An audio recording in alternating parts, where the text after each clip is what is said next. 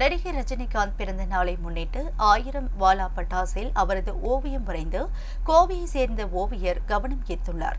தமிழகம் மட்டுமின்றி இந்திய அளவில் 50 வருடங்களாக திரையுலகில் சூப்பர் ஸ்டாராக ஜொலித்து வருபவர் நடிகர் ரஜினிகாந்த். இந்நிலையில் இவரது பிறந்த நாள் வரும் டிசம்பர் 12ஆம் தேதி கொண்டாடப்பட உள்ள நிலையில் கோவையை சேர்ந்த நுண் ஓவியர் UMT ராஜா 1000 வாலா பட்டாசில் ரஜினிகாந்தின் உருவத்தை ஓவியமாக வடிவமைத்துள்ளார்.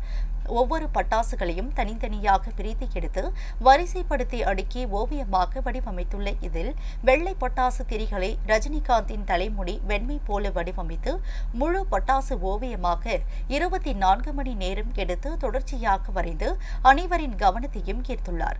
உலகம் முழுவதும் ரஜினிகாந்தின் பிறந்த நாளை பட்டாசுகளை வெடித்து கொண்டாடும் வேளையில் அவருக்கு பட்டாசிலேயே ஓவியமாக வரைந்து பிறந்த நாள் பரிசாக சிறப்பு செய்துள்ளதாக ஓவிய ராஜா தெரிவித்துள்ளார். இந்த பட்டாசு ஓவியத்தை பலரும் ஆர்வத்துடன் பார்த்து செல்கின்றனர்.